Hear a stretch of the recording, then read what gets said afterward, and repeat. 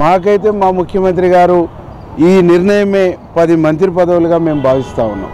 మాకు ఇస్తే సంతోషం, కానీ మాకు అదే కావాలనేటువంటి కోరిక మాకు లేదు. మాకు కావాల్సినటువంటి కోరిక, ఏకైక డిమాండు, ఏకైక లక్ష్యం కేటగరైజేషన్ మాత్రమే.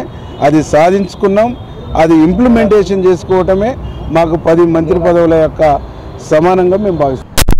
సందర్భంలో మాలలు కూడా పెద్ద మొత్తంలో కూడా మాకు అన్యాయం జరిగింది. ఏం చెప్పాలి? వాళ్ళు మా సోదరులు, జరిగినటువంటి నిర్ణయాన్ని మనస్ఫూర్తిగా వారు కూడా స్వాగతిస్తారు.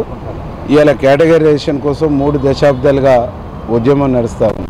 ఇది న్యాయమైన పోరాటం అని చెప్పేసి గద్దరన్న గారు కానీ, అట్లాగే కేజీ సత్యమూర్తి గారు కానీ చాలా అప్పుడు ఉద్యమం సందర్భంలో సపోర్ట్ చేశారు. ఇప్పుడు కూడా వాళ్ళు సోదర భావంతో దీన్ని అర్థం చేసుకొని అందరం కలిసి భవిష్యత్తులో ఈ జాతుల అభ్యున్నతి కోసం కలిసి పోరాటం చేస్తాం.